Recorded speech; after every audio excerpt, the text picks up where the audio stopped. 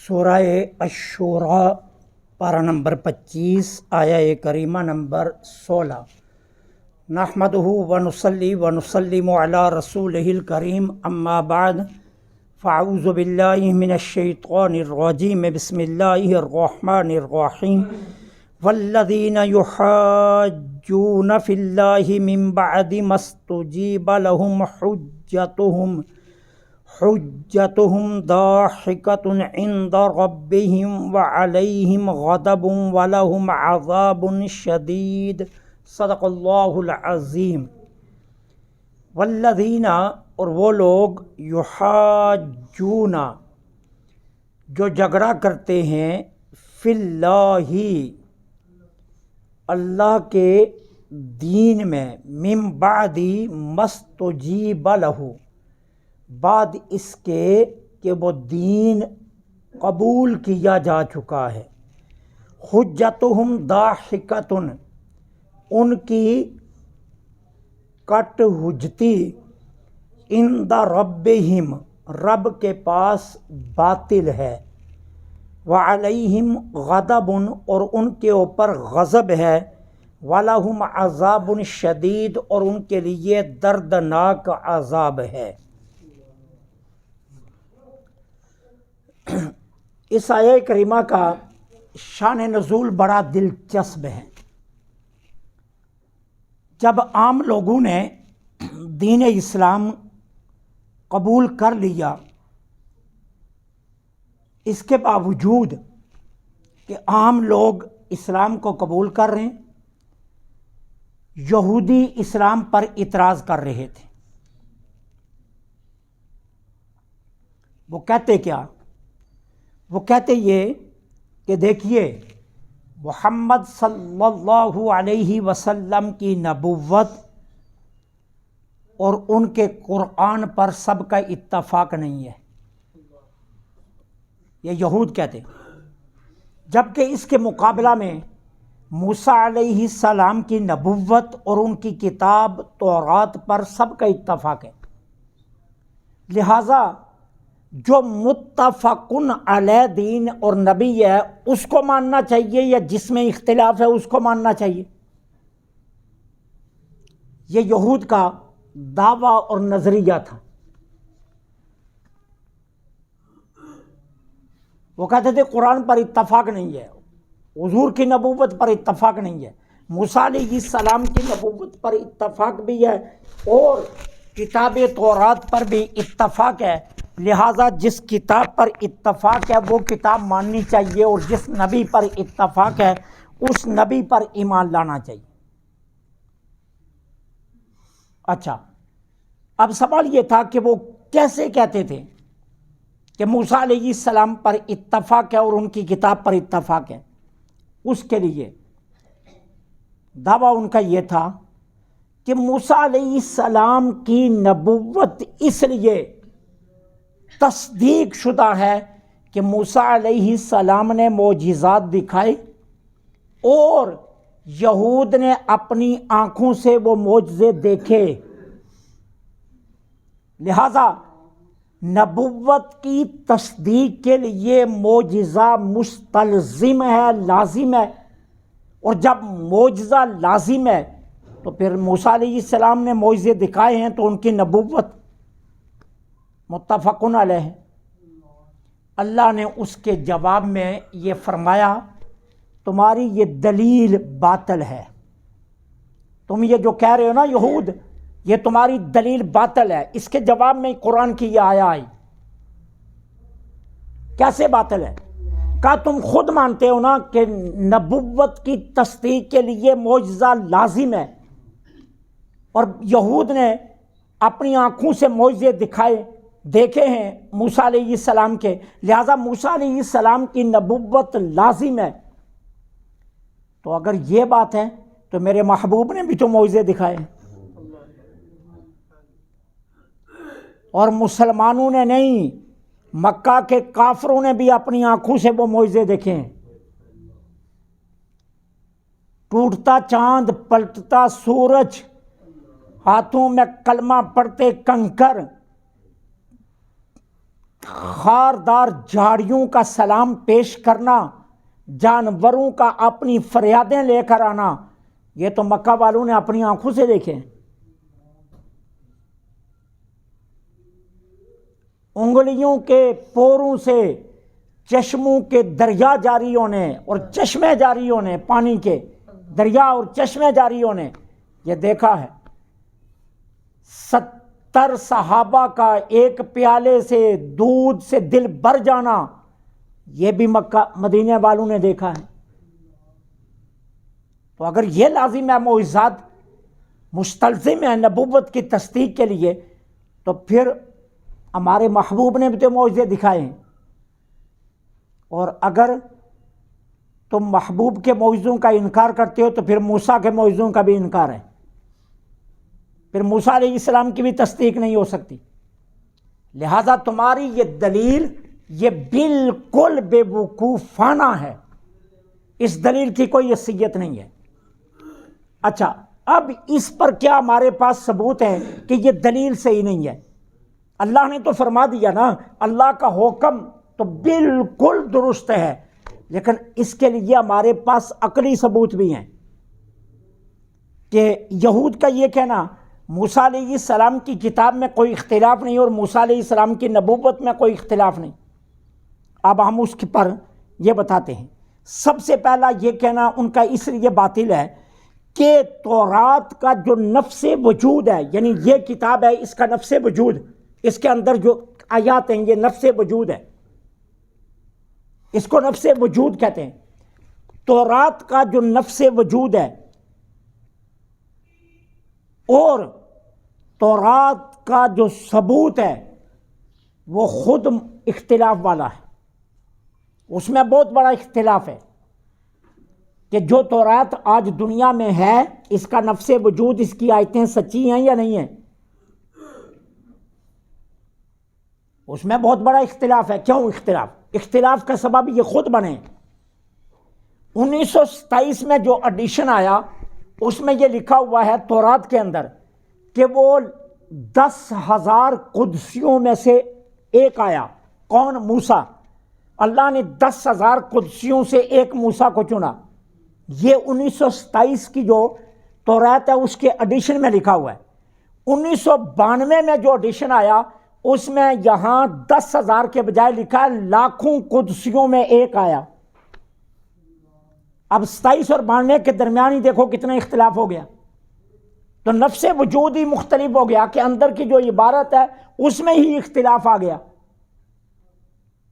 تم کیسے کہہ سکتے ہو کہ تورات جو ہے نا یہ سچی ہے، اس پر کوئی جو ہے نا اختلاف نہیں ہے؟ نمبر 1۔ نمبر 2، ہم کہتے ہیں تمہاری موسیٰ علیہ السلام کی کتاب میں خود تعارض اور اختلاف ہے۔ موسیٰ علیہ السلام کی کتاب جو تمہارے پاس ہے، جو تم اس وقت کہتے ہو کہ یہ تورات سچی ہے، اس میں خود تعارض اور اختلاف ہے۔ وہ کیسے اختلاف ہے؟ تعارض۔ اچھا، جس زبان میں آئی وہ زبان ہی آج دنیا میں ہے نہیں، یہ عبرانی زبان میں آئی ہے، آج پوری دنیا میں عبرانی زبان ہے ہی نہیں۔ بات تو یہیں ختم ہو گئی۔ جس زبان میں یہ کتاب آئی ہے وہ زبان ہی دنیا میں نہیں ہے، جبکہ قرآن مجید جس زبان میں آیا وہ آج بھی موجود ہے۔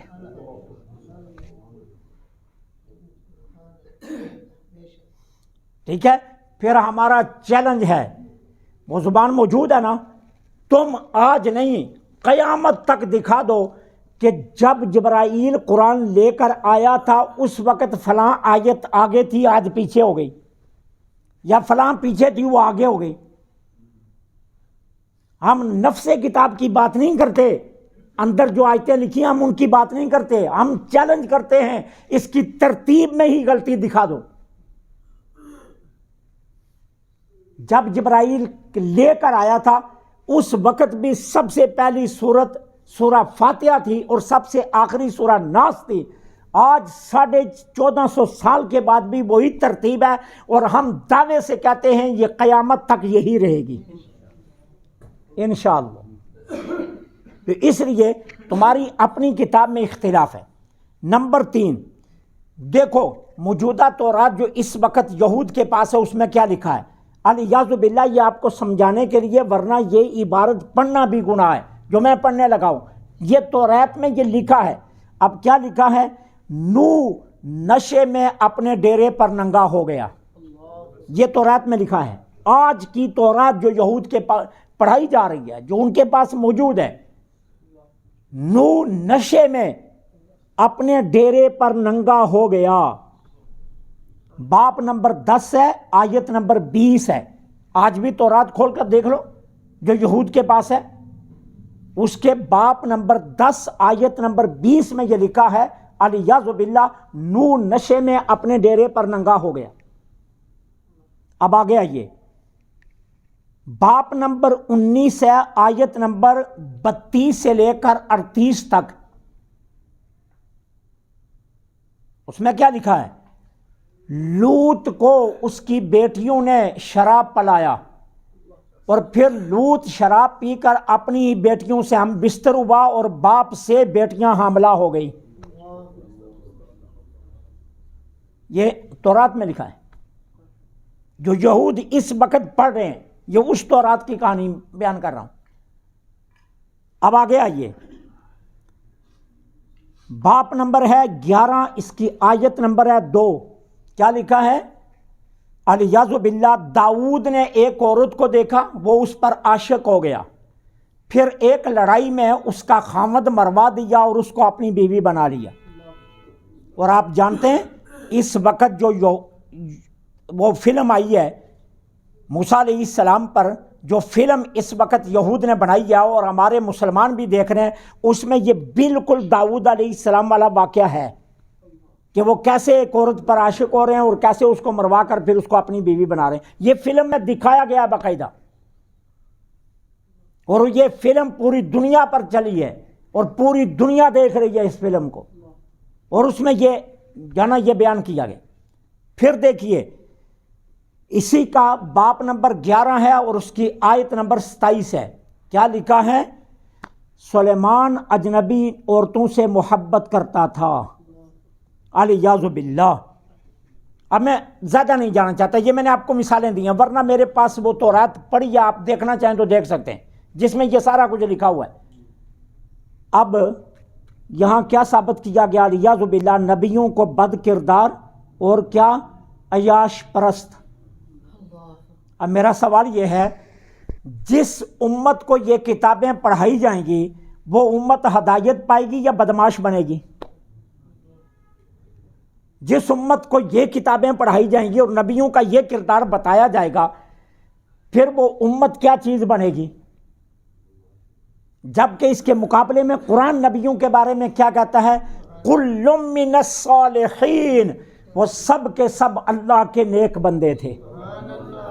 قرآن اعلان کر رہا ہے، گن گن کر، قرآن گن گن کر، نام لے لے کر، اسماعیل، اسحاق، یعقوب، عباد من الصالحین، اسماعیل، یعقوب، اسحاق ہمارے نیک بندے تھے، ابراہیم، داود و سلیمان کل من الصالحین، ابراہیم، داود، سلیمان، یہ سب ہمارے نیک بندے تھے۔ قرآن ان کی پارسائی کے دعوے کر رہا ہے، قرآن اعلان کر رہا ہے ان کی پارسائی کے۔ ہم کہتے ہیں تم کیسے کہہ سکتے ہو تمہاری کتاب متفقن علیہ ہے اور قرآن پر اختلاف ہے لہذا متفقن علیہ کو ماننا چاہیے؟ ہم کہتے ہیں تمہاری کتاب کا نفس وجود ہی سرے سے جو ہے نا وہ قابل قبول نہیں ہے۔ پھر آگے آئیے، موسیٰ علیہ السلام کی شریعت میں سخت احکام تھے، یہ پیچھے بھی میں آپ کو پڑھا چکا ہوں، سخت ترین احکامات تھے۔ مثلا توبہ کے لیے گناہ جس نے کیا اسے قتل کرنا پڑتا تھا، توبہ کے لیے یہ شرط تھی، جس نے گناہ کیا اب اس کو قتل کر دو پھر توبہ قبول ہے، ورنہ توبہ قبول نہیں ہے۔ کپڑے پر نجاست لگ گئی، 1000 پانی سے دو، پاک نہیں ہوگا، کپڑے کا وہ حصہ کاٹنا پڑتا تھا، تب جا کر کپڑا پاک ہوتا تھا۔ پانی نہیں مل رہا، تیمم کی اجازت نہیں ہے، سال پانی نہیں ملا تو سال ناپاک پھرتے رہو، تیمم نہیں کر سکتے. یہ موسیٰ علیہ السلام کی شریعت ہے، ٹھیک ہے، اور یہ برحق شریعت ہے موسیٰ علیہ السلام کی ان کے دور میں. پھر سوائے مسجد کے نماز کسی جگہ جائز نہیں. یہ موسیٰ علیہ السلام کی شریعت کی چند مثالیں دی ہیں میں نے. اب اس کے مقابلے میں ہمارے آقا کی شریعت دیکھو. ہمارے آقا کی شریعت کیا ہے؟ کروڑ گناہ کر کے بھی سچے دل سے آ جاؤ، معافی مل جائے گی. ایک چھوٹی سی شرط ہے، صدق کے دل سے آنا ہے. اتنی شرط ہے کہ سچے دل سے آ جاؤ. صحابہ جب ایمان قبول کیا نا، صحابہ نے اپنے زمانہ کفر کی کہانیاں حضور کے سامنے چھیڑ لیے. ایک آئے اچکیاں باندھ کر رونے لگے اور کیا کہنے لگے؟ حضور میرا کیا بنے گا؟ میری بچی تھی، میں نے اسے بنایا، سوارا، ساتھ لے گیا.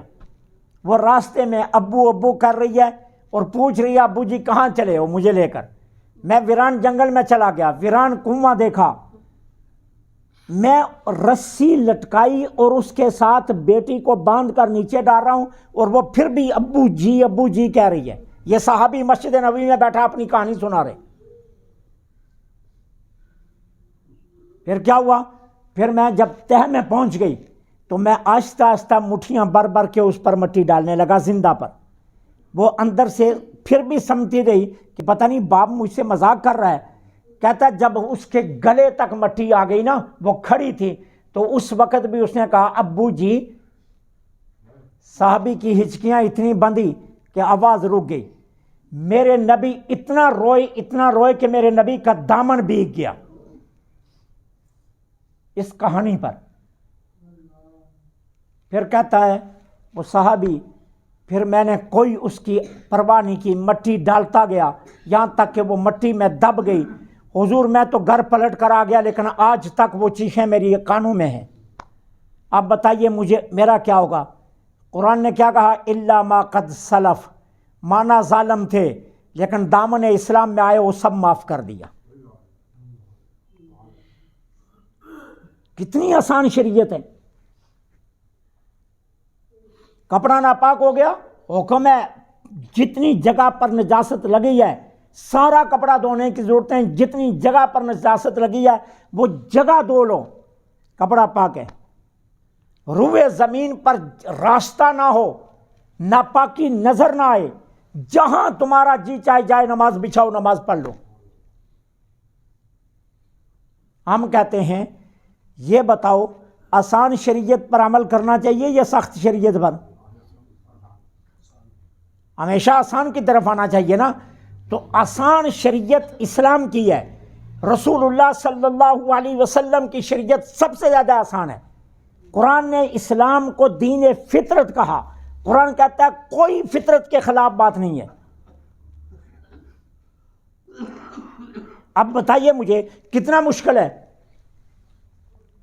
جنہوں نے بچڑے کی عبادت کی، موسیٰ علیہ السلام نے اللہ کی بارگاہ میں عرض کیا مولا اب کیا کروں، جن نے بچڑے کی عبادت کی ان کی توبہ کیسے قبول ہوگی؟ تو رب نے حکم دیا جنہوں نے نہیں کیا نا وہ ان کو اپنے ہاتھوں سے قتل کریں. اب داستان کیا تھی بنی اسرائیل کی؟ باپ بچڑے کو مار رہا ہے اور بیٹا جو ہے نا وہ موسیٰ علیہ السلام کو مار رہا ہے. اب بیٹا اپنے ہاتھوں سے باپ کو قتل کرے گا. مشکل ہے مرحلہ یا نہیں مشکل؟ کتنا مشکل مرحلہ ہے. بھائی بھائی کو قتل کرے گا، بھانجا ماموں کو قتل کرے گا. کتنا مشکل مرحلہ ہے. جبکہ اس کے مقابلے میں اسلام نے کیا کہا؟ گناہ ہو گیا، کفر بھی ہو گیا نا تو تم نہ قتل کرنا، عدالت پر چھوڑ دو، عدالت خود سزا دے. کتنی آسان شریعت ہے. اگر یہ حکم ہمارے لیے ہوتا تو پھر کتنا مشکل ہوتا. ایک اسماعیل ذبح ہو جاتے، آج ہر سال ہمیں اپنا بیٹا ذبح کرنا پڑتا تو کتنا مشکل ہوتا. لیکن حضور کی شریعت کی خاطر اللہ نے اسماعیل کو اٹھا لیا اور مینڈا بیچ دیا. آج ہمارے لیے جانور آسان ہے، بیٹا ذبح کرنا بہت مشکل ہے. تو آسان شریعت کو اپنانا چاہیے یا مشکل کو؟ اور تم یہود کہتے ہو کہ جی ہماری شریعت جو ہے نا یہ متفقن علیہ، ہم کہتے ہیں تمہاری اپنی شریعت میں اتنی سختی ہے وہ قابل قبول ہی نہیں ہے۔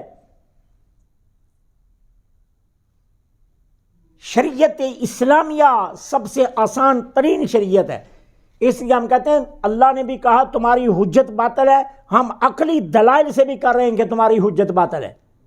پھر آخری بات، موسیٰ علیہ السلام کی نبوت جن معجزات سے ثابت ہوئی ہے وہ معجزات آج کہاں ہیں؟ دو ہی معجزے تھے نا، دو ہی معجزے تھے نا موسیٰ علیہ السلام کی نبوت جن سے ثابت ہوئی ہے، وہ کیا کیا؟ ایک ید بیضا اور ایک موسیٰ علیہ السلام کا عصا۔ آج دنیا میں نہ عصا ہے نہ ید بیضا ہے، دو معجزوں سے موسیٰ علیہ السلام کی نبوت ثابت ہوئی ہے، جبکہ ہمارے آقا کی نبوت قرآن سے ثابت ہوئی ہے، قرآن آج بھی موجود ہے۔ حضور کے معجزات میں سب سے بڑا معجزہ قرآن ہے۔ ہمارے آقا کی نبوت قرآن سے ثابت ہوئی ہے، قرآن ہمارے آقا کا سب سے بڑا معجزہ ہے اور وہ آج بھی موجود ہے۔ ہمارے آقا کی نبوت ثابت ہوئی ہے چاند سے، جس کو میرے نبی نے توڑ کر دو ٹکڑے کیا، وہ آج بھی موجود ہے۔ علی کی نماز کے لیے جس سورج کو میرے نبی نے پلٹایا تھا وہ سورج آج بھی موجود ہے۔ جس پہاڑ نے ہمارے نبی کو سلام کیا وہ اود پہاڑ آج بھی موجود ہے۔ ہمارے نبی علیہ السلام کے لعاب دہن سے جس پانی میں برکتیں ہی برکتیں ہو گئی وہ زمزم آج بھی موجود ہے۔ جس پتھر کو اللہ نے گناہ چوسنے کی سعادت دی میرے نبی کی وجہ سے وہ حجر اسود آج بھی موجود ہے۔ میرے نبی کے قدمین شریفین طیبین لگنے سے جس یثرب کو مدینہ بننے کے شرم ملا وہ مدینہ آج بھی موجود ہے۔ ہم کہتے ہیں، ہم چیلنج کرتے ہیں، تم اپنا کوئی لاؤ نا اپنے نبی کا معجزہ کہ جو دنیا میں آج بھی موجود ہو، جبکہ ہمارے نبی کے معجزات آج بھی موجود ہیں۔ تو تم کیسے کہہ سکتے ہو ہمارے نبی کی نبوت جو ہے نا وہ مختلف ہی ہے؟ ہمارے نبی علیہ السلام کی نبوت متفقن علیہ ہے۔ اس لیے تمہارا قرآن پر اعتراض اور تمہارا ہمارے آقا کی نبوت پر اعتراض، اللہ نے کہا یہ تمہاری حجت باطل ہے، یہ کٹ حجتی ہے، یہ حجت نہیں ہے، یہ کٹ حجتی ہے، یہ حجت نہیں ہے، اور اللہ نے اسے باطل کہا ہے کہ یہ نہیں ہے۔ ہاں سنو، علیہم غضب، تمہاری اس وجہ سے تم پر اللہ کا غضب ہے، تم پر اللہ کا کیا ہے؟ غضب ہے۔ ہم دیکھیے، ہم عیسائیوں کے پاس کھڑے ہو کر بھی اپنے دین کی بات کرتے ہیں، ہم یہود کے سامنے بھی اپنے دین کی بات کرتے ہیں، ہم نصارہ کے پاس بھی، اپنے مجوسیوں کے پاس بھی، دنیا بھر کے ہندوؤں سکھوں کے پاس بھی ہم اپنے دین کی بات کرتے ہیں، کسی کی ضرورت نہیں ہے۔ اللہ نے ان کو کتنا محدود کیا، یہودی صرف یہودی کو تبلیغ کر سکتا ہے، دوسرے کو تبلیغ کرنے کی ضرورت نہیں ہے۔